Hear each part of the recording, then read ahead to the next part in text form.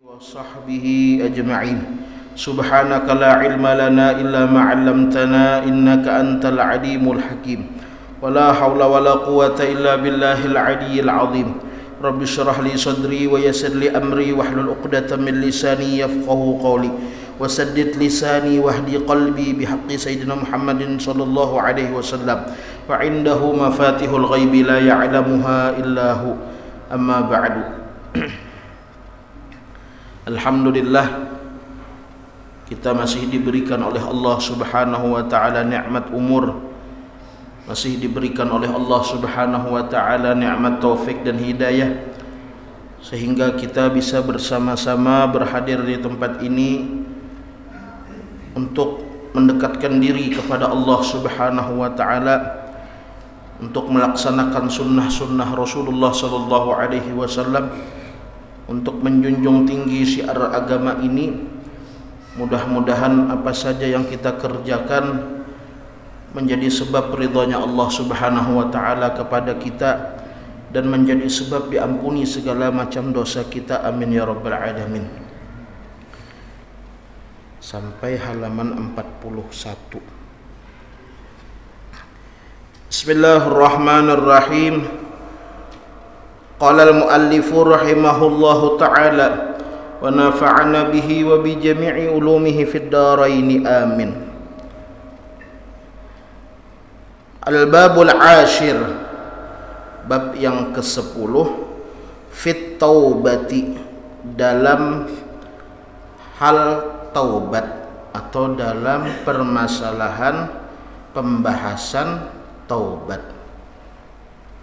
Qala Allah Ta'ala, Allah Subhanahu wa taala berfirman, wa tubu ilallahi jami'an, dan bertaubatlah kalian, wa tubu, bertaubatlah kalian, ilallahi, kepada Allah, jami'an, semuanya.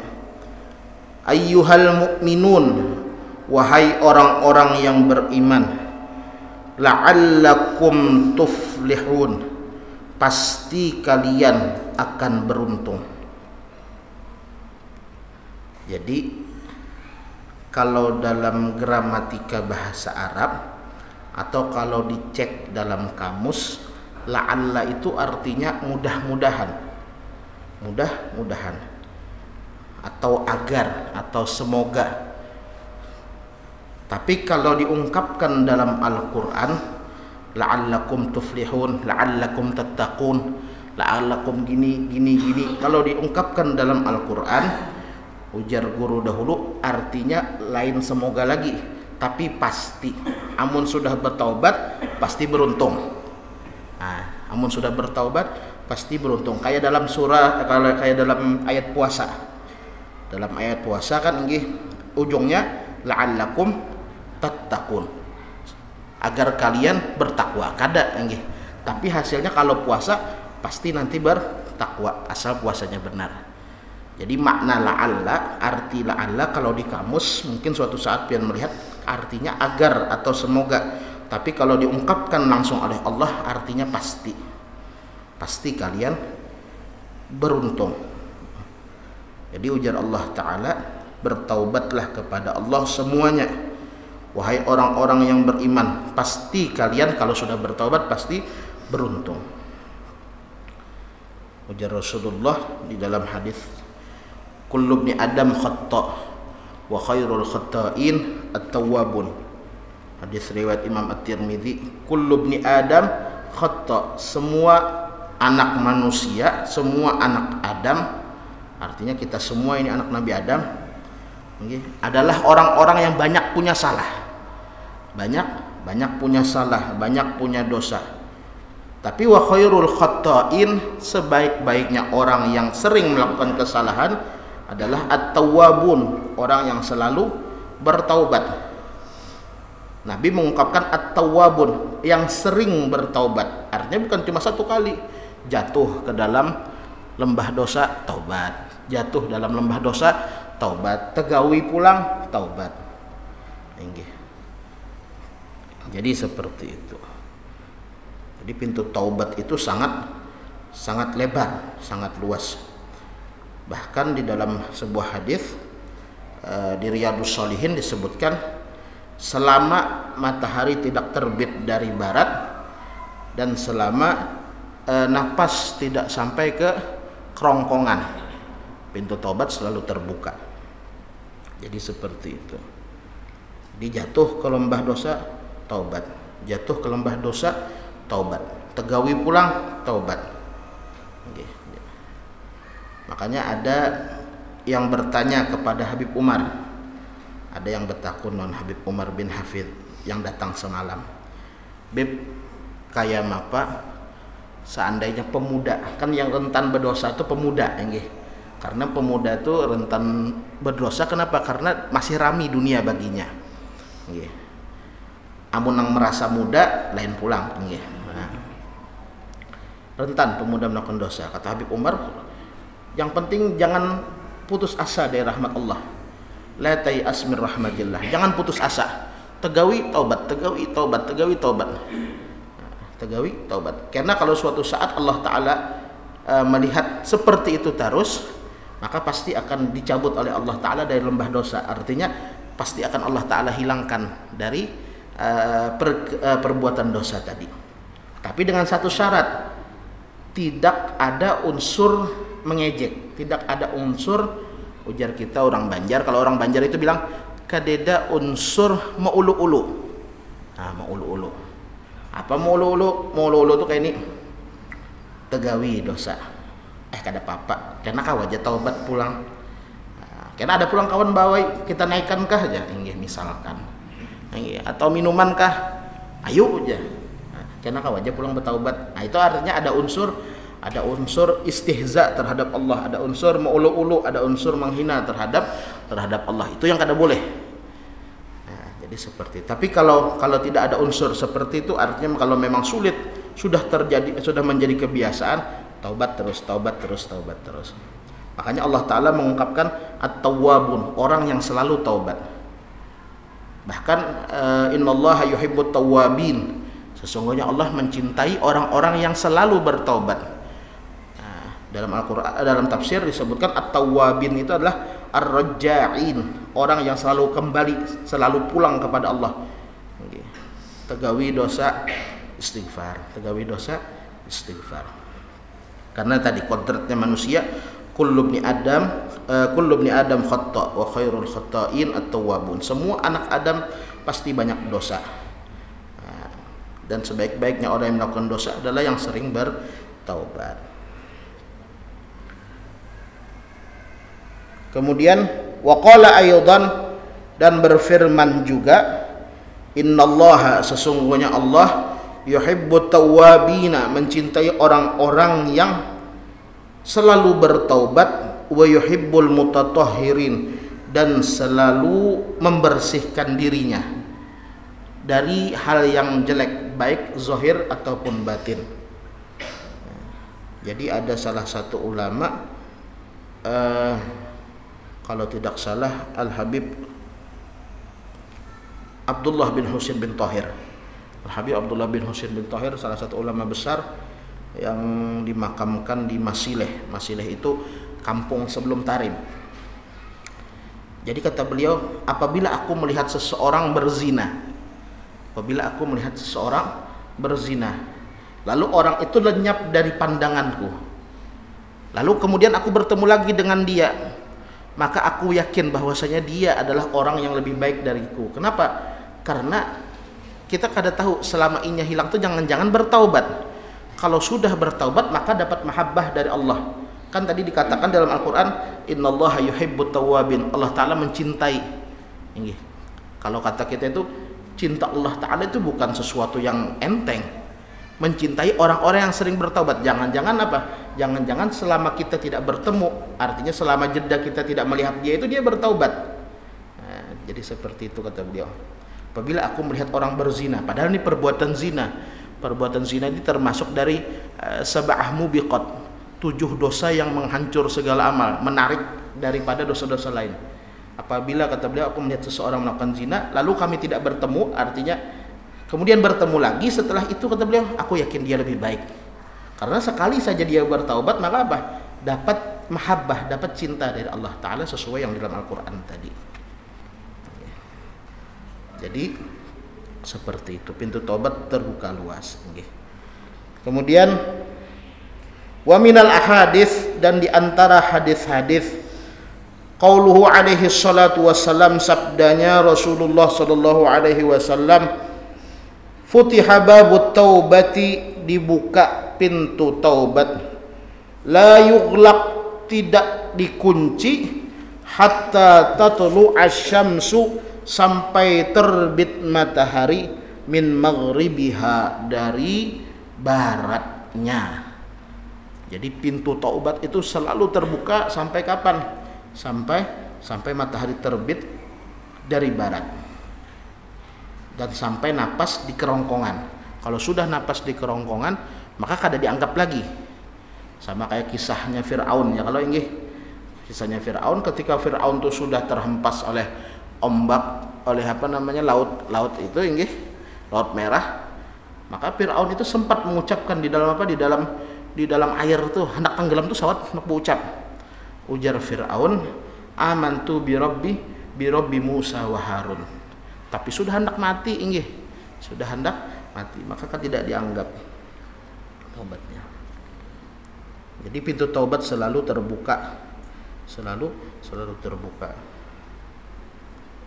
Kemudian wa qauluhu alaihi salam, dan sabdanya Rasulullah sallallahu alaihi wasallam, man taba, barang siapa yang bertaubat, qabla ayyugharghira, sebelum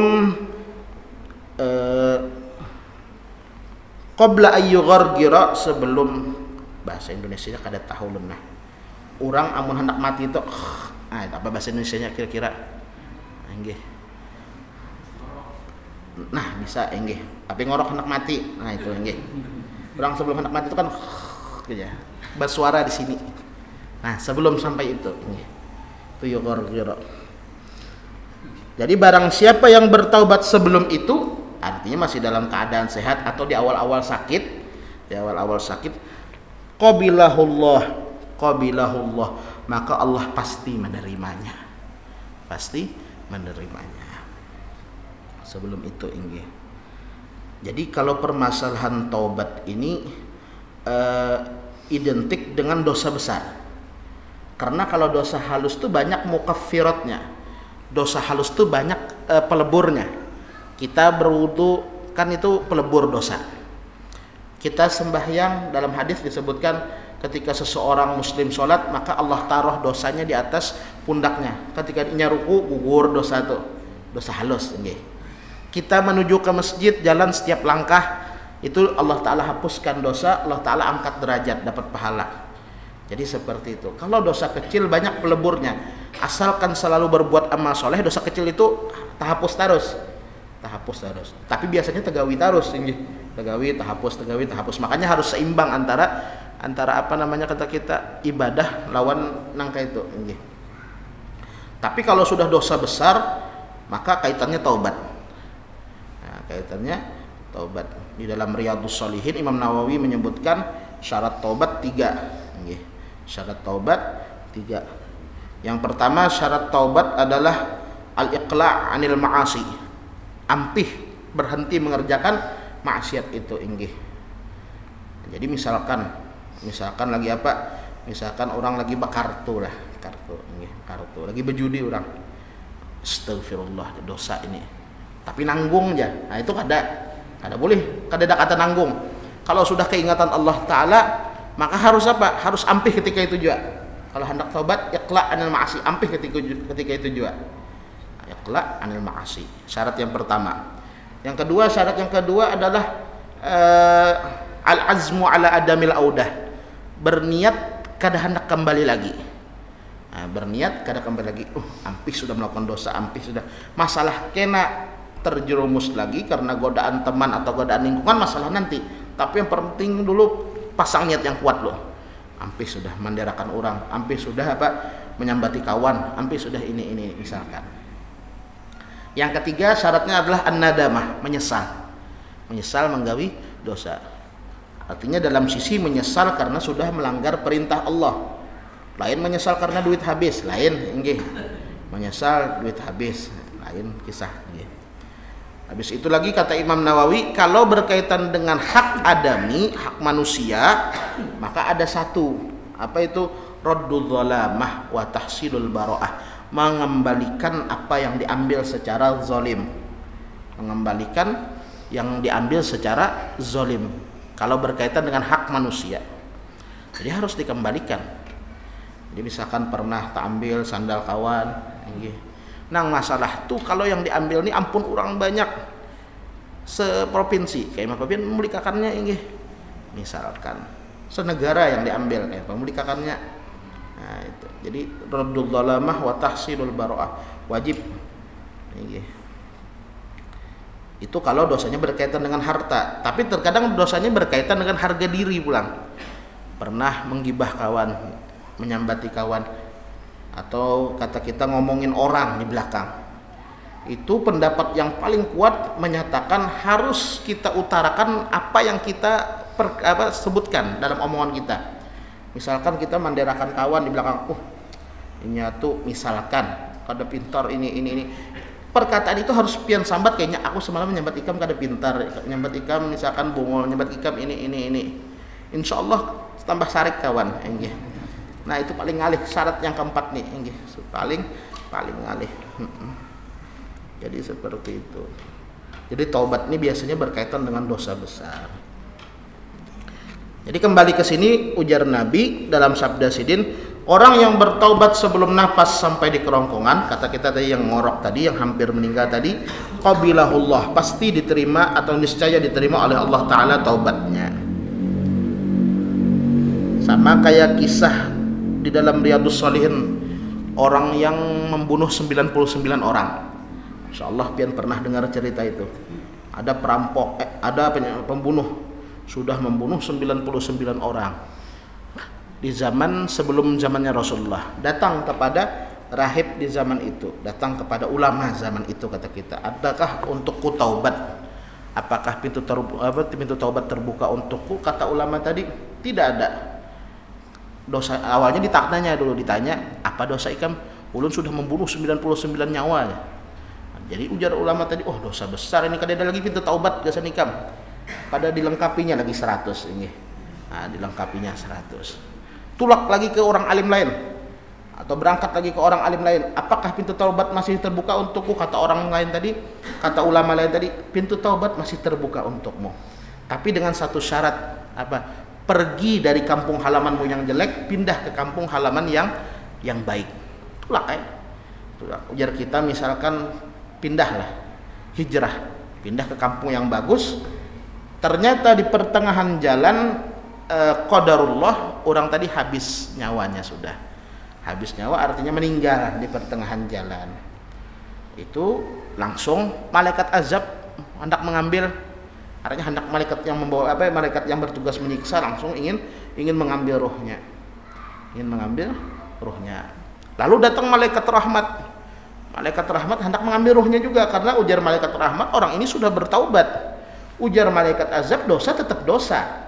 Ini sudah membunuh 100 orang. Akhirnya apa? Akhirnya Allah Ta'ala utus satu malaikat memberitahukan.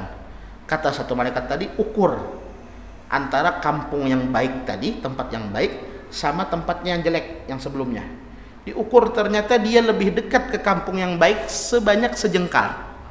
Sebanyak sejengkal aja, sebanyak sejengkal lebih dekat ke kampung yang bagus. Akhirnya sebab sebab niatnya itu Allah Ta'ala ampuni dosa-dosanya. Tapi ini artinya itu termasuk karunia Allah Ta'ala yang Allah alam apakah bisa terjadi kepada kita. Jangan hendak berpikir melakukan dosanya, karena amun meninggal pas hendak ke masjid ya diampuni Allah Ta'ala. Iya pas hendak ke masjid, ya pas hendak ke masjid. Jadi lebih baik mengambil langkah hati-hati. Kemudian waqaluhu alaihi salam, dan sabdanya Rasulullah sallallahu alaihi wasallam, at-taibu minadz-dzambi, orang yang bertaubat dari dosa, kaman la dzambalahu, seperti orang yang tidak punya dosa. Artinya dosanya dilebur oleh Allah Ta'ala, asalkan taubatan taubatan nasuha, taubat bujur-bujur jar sidin. Lain taubat sambal jar kita ya, kalau padas-padas mbah tu apa mencocol pulang nggih. Padas-padas cocol pulang. Nah, taubatan nasuha.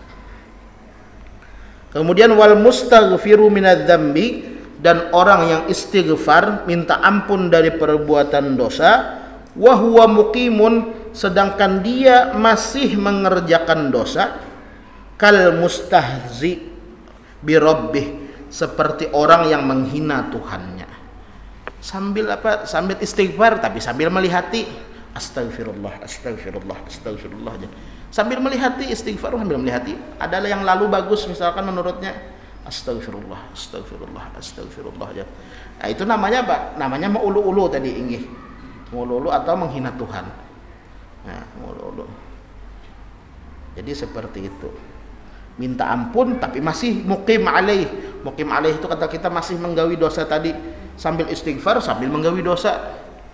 Nah, itu namanya adalah kal mustahzi, seperti orang yang menghina bi rabbihi, terhadap Tuhannya. Wa qauluhu alaihi salam, dan sabdanya Rasulullah sallallahu alaihi wasallam, idza tabal abdu, apabila bertaubat seorang hamba. Kemudian lagi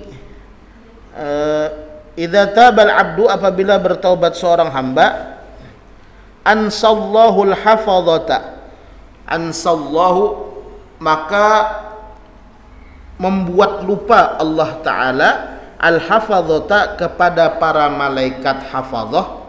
Hafadhah ninjar kita ya raqib atid, raqib atid.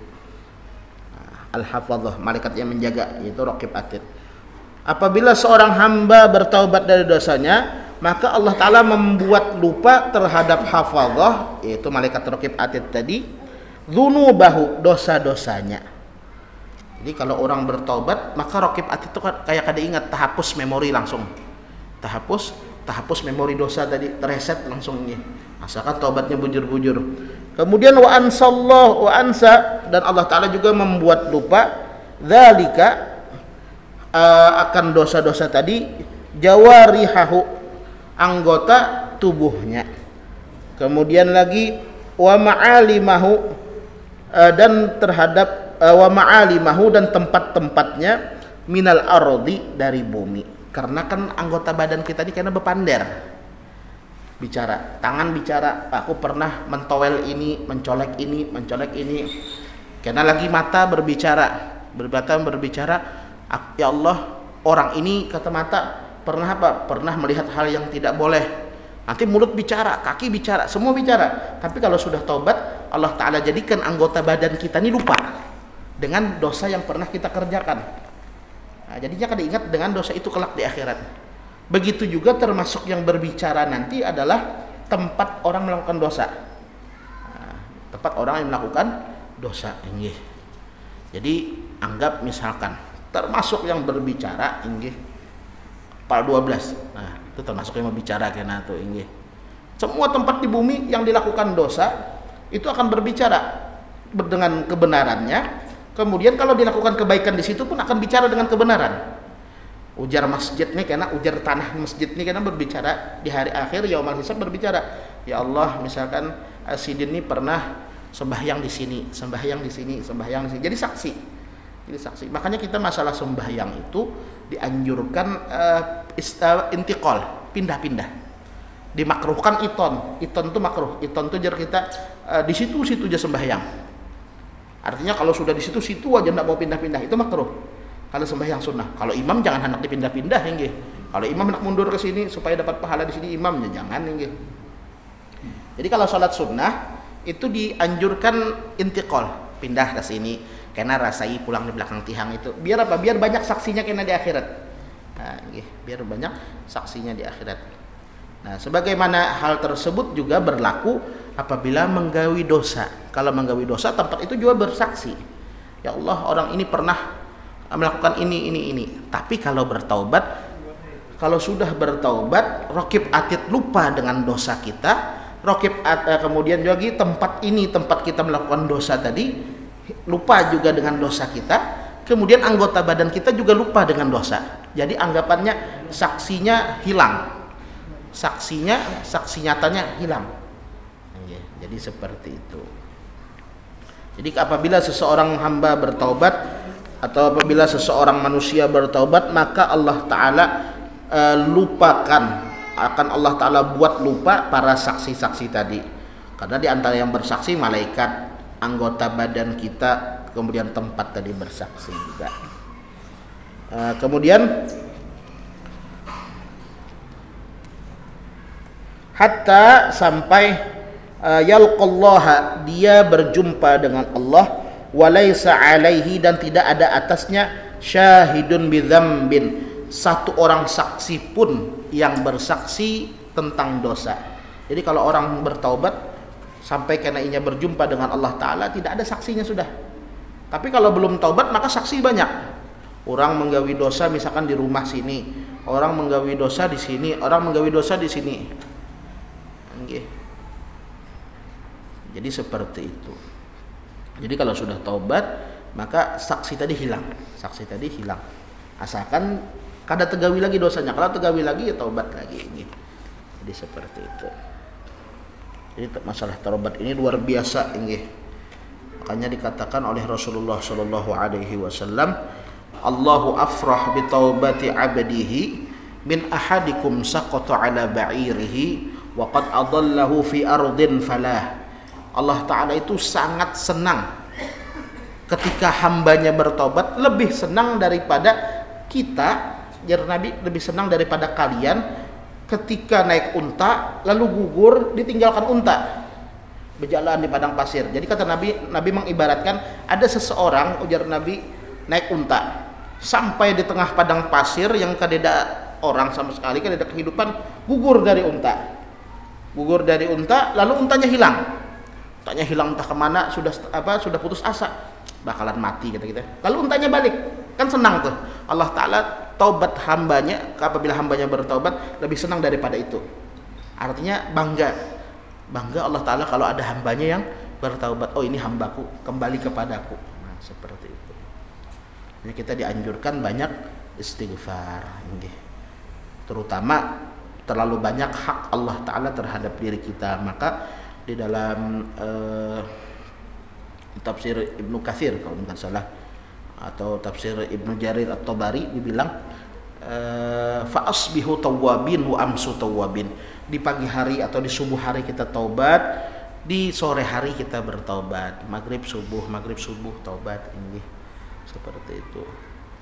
Kapan waktu taubat atau kapan waktu istighfar yang bagus? Setiap saat, tapi ada waktu-waktu fadilah untuk membaca istighfar. Di antaranya di dalam Al-Quran disebutkan wabil asharihum yastaghfirun, waktu sahur sebelum subuh tuh. Usahakan sebelum subuh ada istighfar. Sekalipun bangun guring. Artinya misalkan kita bangun tidur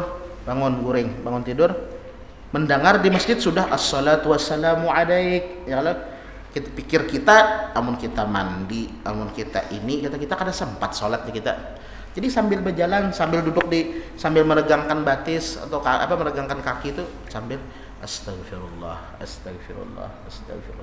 Atau misalkan pian hendak bagus lagi baca sayyidul istighfar, Allahumma anta rabbi la ilaha illa anta khalaqtani. Baca itu nih, biar dapat kelebihan atau keistimewaan istighfar ketika waktu sahur.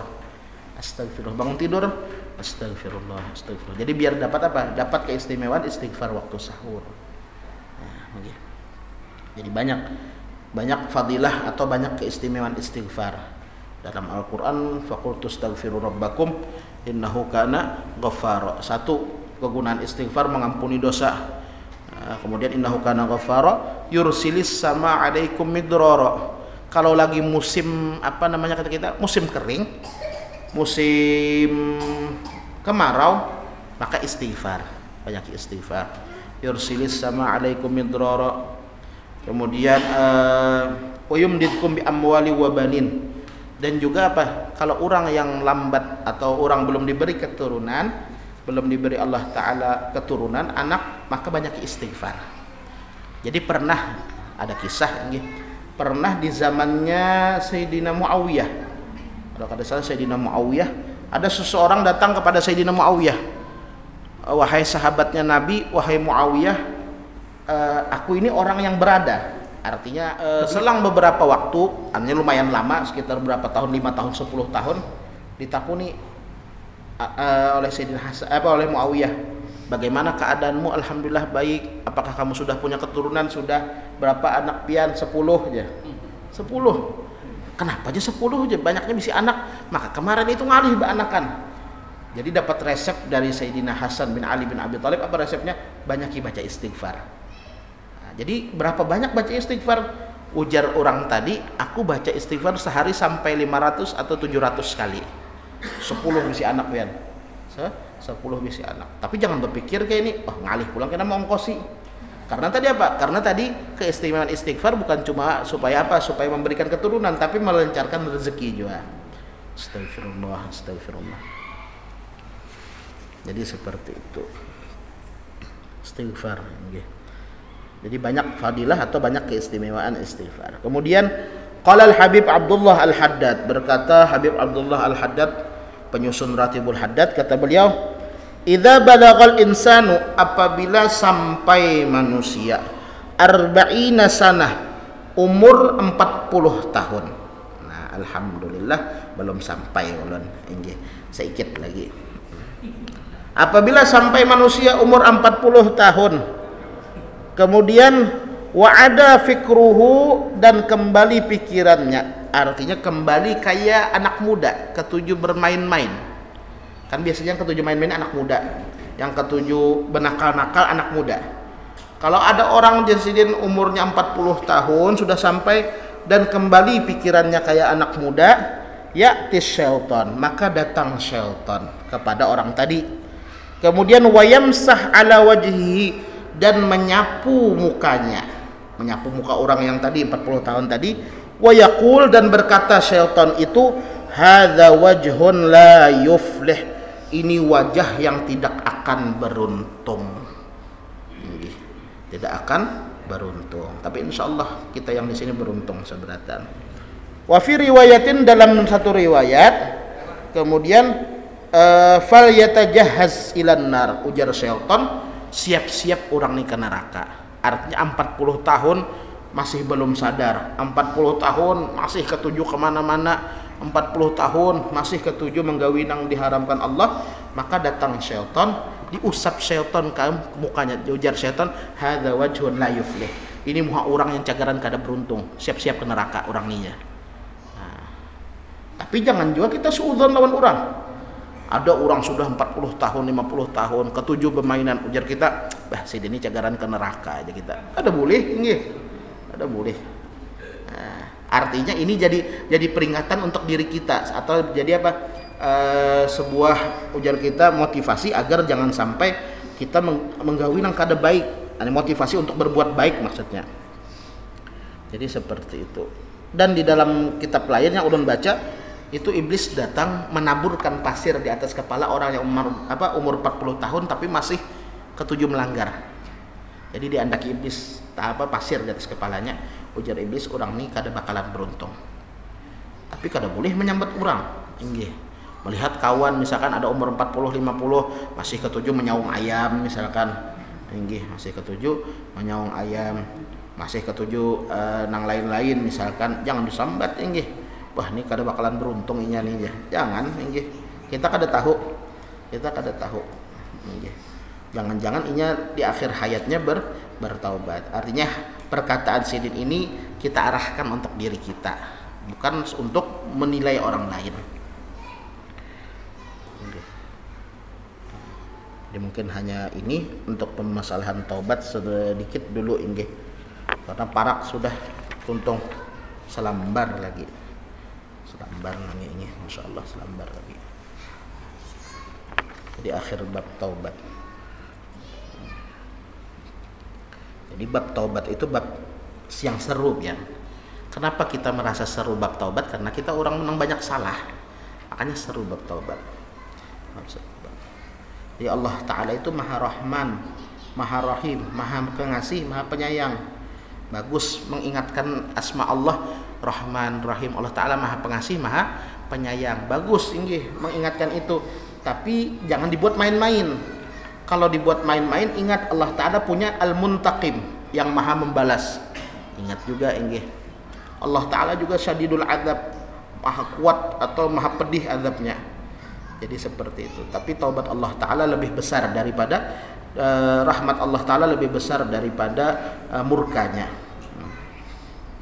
Jadi ujar Allah Ta'ala, rahmati wasi'at kulla syai'. Rahmatku atau kasih sayangku itu mengalahkan segalanya, ujar Allah Ta'ala. Mudah-mudahan kita yang punya salah ini diampuni oleh Allah Ta'ala berkat amaliyah-amaliyah ini, berkat kita hadir pengajian, berkat kita hadir majelis, berkat kita sholat berjamaah. Mudah-mudahan diampuni oleh Allah Ta'ala, bukan cuma kita tapi keluarga, kemudian orang tua dan anak dan lain sebagainya. InsyaAllah selambar. InsyaAllah kita lanjutkan setahun lagi hanya kita hatamkan. Setahun lagi kita hatamkan 2024 setahun lagi. Karena insyaallah untuk minggu depan ulun minta rela uzur dulu minggu depan. Uzur minggu depan kada hadir hendak ziarah ke Wali 5 insyaallah. Jadi seperti itu. Jadi minggu depan ulun minta izin uzur insyaallah kita bertamu setahun lagi. Mudah-mudahan panjang umur, sehat badan, luas rezeki, dan mudah-mudahan tahun kita ini ditutup Allah Ta'ala dengan segala kebaikan duniawi dan ukhrawi. Mudah-mudahan yang garing disembuhkan oleh Allah Ta'ala, dan mudah-mudahan yang bisi hutang dilunaskan oleh Allah Ta'ala, dan mudah-mudahan yang punya hajat lainnya dikabulkan oleh Allah Subhanahu wa Ta'ala. Amin ya rabbal alamin. Ala hadhihi niyat bisirril Fatihah. A'udzubillahi minasyaitonir rajim. Bismillahirrahmanirrahim. Alhamdulillahi rabbil alamin arrahmanir rahim maliki yaumiddin. Iyyaka na'budu wa iyyaka nasta'in ihdinas siratal mustaqim siratal ladzina an'amta 'alaihim ghairil maghdubi 'alaihim waladdallin. Amin. Amin ya Allah ya rabbal alamin. Bismillahirrahmanirrahim. Alhamdulillahi rabbil alamin. Allahumma shalli wa sallim ala sayyidina wa maulana Muhammad wa ala alihi wa sahbihi ajma'in. Allahumma anfa'na bima 'allamtana wa 'allimna ma yanfa'una wa zidna ilma wa zidna ilma wa zidna ilma warzuqna fahma. Allahumma aghnina bil ilmi wa zayyinna bil hilmi wa akrimna bit taqwa wa jammilna bil afiyah ya rabbal alamin. Ya maulana ya mujib ya hadiran ya ghib, tawassalna ilaika bil habib taqdi hajatina wal muslimina qarib. Rabbana atina fid dunya hasanah wa fil akhirati hasanah wa qina adzabannar. Wa sallallahu ala sayyidina Muhammad wa ala alihi wa sahbihi wasallam. Falli subhana rabbika rabbil izzati amma yasifun wa salamun ala al mursalin walhamdulillahi rabbil alamin. Taqabbalallahu minkum.